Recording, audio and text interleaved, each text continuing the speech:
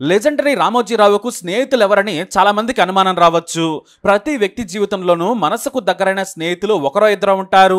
వారు తరచూ కలవకపోవచ్చు, కానీ వారి మనసులు మాత్రం దూరమైన ఆలోచనల్లోనైనా స్నేహం కొనసాగుతూనే ఉంటుంది.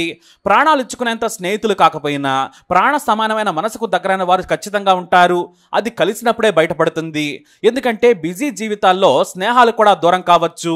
అలాంటి రామోజీరావుకు ఒక క్లోజ్ ఫ్రెండ్ ఉన్నారు. అతనే నటుడు, రచయిత గొల్లపూడి మారుతీరావు. వాస్తవానికి రామోజీరావు కంటే 2 ఏళ్లు చిన్న మారుతీరావు. కానీ వారిద్దరి కామన్ ఫ్రెండ్ తక్షశిల రామచంద్రరావు ద్వారా వీరిద్దరూ మంచి స్నేహితులయ్యారు. అయితే వారి స్నేహం విజయవాడ నుంచి వైజాగ్ వరకు కొనసాగింది. ఎలాంటి వ్యాపారం మొదలు పెట్టక ముందే ఉద్యోగం చేస్తూ బ్రతకాలని ఢిల్లీ వెళ్లారు రామోజీరావు. ఒక మార్కెటింగ్ కంపెనీలో ఆర్టిస్ట్ గా జాయిన్ అయ్యారు. అయితే డిగ్రీ పూర్తయిన తర్వాత మారుతీరావు కూడా ఉద్యోగం కోసం ఢిల్లీ వెళ్లారు. కానీ అక్కడ తెలిసిన వారు ఎవరూ లేరు. వెంటనే తన ఫ్రెండ్ రామోజీరావు ఉన్నారని తెలుసుకొని అక్కడికి వెళ్లిపోయారు. అక్కడ కొద్ది రోజుల పాటు రామోజీరావు, మారుతీరావు గడిపారు. రామోజీరావుకి పెళ్లైంది. కొడుకు కిరణ్ కూడా పుట్టాడు. అప్పుడే ఇక్కడేం బాగోలేదు, నేను వైజాగ్ వెళ్లి వ్యాపారం పెట్టుకుంటానన్నారు రామోజీరావు. దీంతో గొల్లపూడి కూడా రామోజీరావు మాటలను బలంగా నమ్మారు. ఎందుకంటే ఆలోచించి జీవిత స్వీయ అనుభవంతో మంచి చెప్పే వ్యక్తి అని మారుతీరావుకు బాగా నమ్మకం. వెంటనే నేను కూడా ఇక్కడ ఉండనని వెనక్కి వచ్చేశారు. అయితే వారం రోజులు మాత్రం ఢిల్లీ వీధుల్లో ఇద్దరు కలియ తిరిగారు. స్ట్రీట్ ఫుడ్ తింటూ, టీలు తాగుతూ టూరిస్ట్ ప్లేస్లు అన్ని తిరిగారు.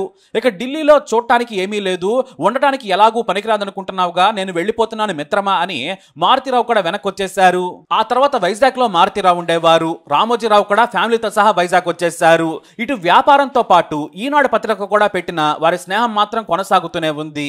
ఎప్పుడు వైజాగ్ వచ్చినా కూడా మొదట వెళ్లేది రామోజీరావు దగ్గరకే. అక్కడే ఆఫీస్ లో గంటల కొద్దీ కబుర్లు చెప్పుకుంటూ మాట్లాడుకుంటూ ఉండేవారు. ఇక తెలుగు భాష అంటే ఇద్దరికి ప్రాణం. సాహిత్యం మీద కూడా చర్చోపచర్చలు చేసేవారు. ఇక మారుతీరావుకి అయితే సైకాలజీ మీద మంచి పట్టుండేది.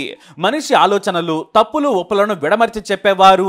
అయితే మారుతీరావు మంచి మాటకారి. రామోజీరావు మాత్రం అవసరమైన 4 పదాలే నోరు దాటి రావడానికి కూడా ఇబ్బంది పడేలా మాట్లాడేవారు.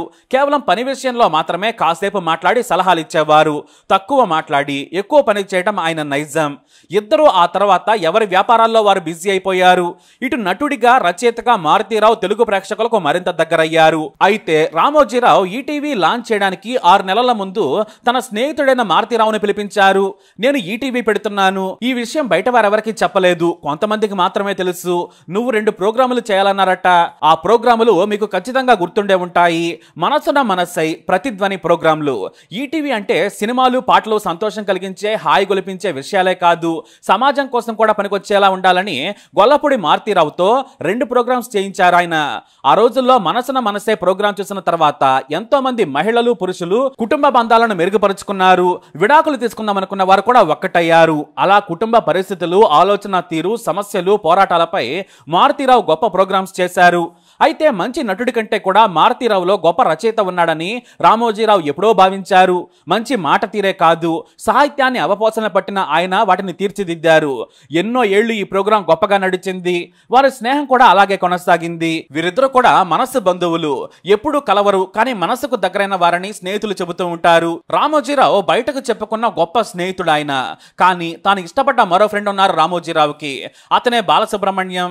తాను ఎంత గొప్ప వ్యాపారవేత్త అయినా కూడా బాలుకు ఆయన అభిమాని. ఇక ఆయన గొంతుకైతే వీరాభిమాని. ఎంతో మంది గొప్ప సింగర్స్ ఉన్నా కూడా బాలు గొంతులో ఏదో మహిమ ఉందని ఆయన పాటలు విన్నప్పుడు విని పులకరించేవారు. ఈటీవీ పెట్టిన తర్వాత కేవలం బాలసుబ్రహ్మణ్యం కోసమే పాడుతా తీయగా ప్రోగ్రాం పెట్టారు రామోజీరావు. తనకు ఇష్టమైన బాలుతో పాటలు పాడించాలి, తెలుగు ప్రేక్షకులకు లైవ్ లో ఆయన గాన మాధుర్యాన్ని వినిపించాలనుకున్నారు.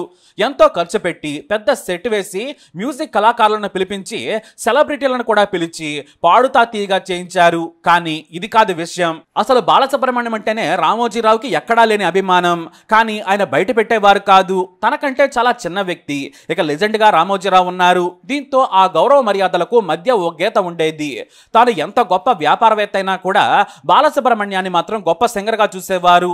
తెలుగు నేలపై మళ్ళీ అలాంటి వ్యక్తి పుట్టరని ఆయనకు గొప్ప గౌరవం ఇచ్చేవారు. అలాగే బాలసుబ్రహ్మణ్యంను సొంత కుటుంబ సభ్యుడిలా భావించేవారు రామోజీరావు. కానీ ఏదైనా సరే రామోజీరావు ఎమోషనల్ గా చెప్పరు, మీడియా ముందు మాట్లాడరు. తన టీవీలో కూడా ఆయన మాట్లాడరు.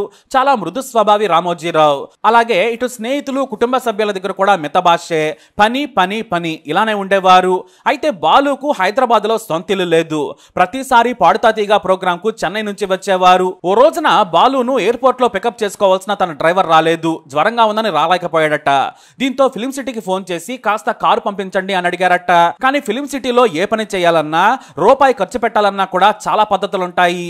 చివరకు బాలును పికప్ చేసుకునేందుకు ఎయిర్పోర్ట్ కు కారు పంపించారు. అయితే ఈ విషయం రామోజీరావుకు తెలిసింది.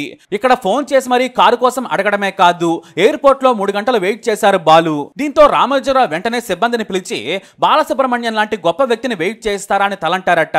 ఆయన వస్తున్నాడని తెలియగానే మంచి లగ్జరీ కారు అరేంజ్ చేయండి, ఆయన ఎక్కడికి వెళ్ళినా సరే హైదరాబాద్ లోనే ఉంటే మన కారే వాడతారని అన్ని ఏర్పాట్లు చూడాలని చెప్పారట.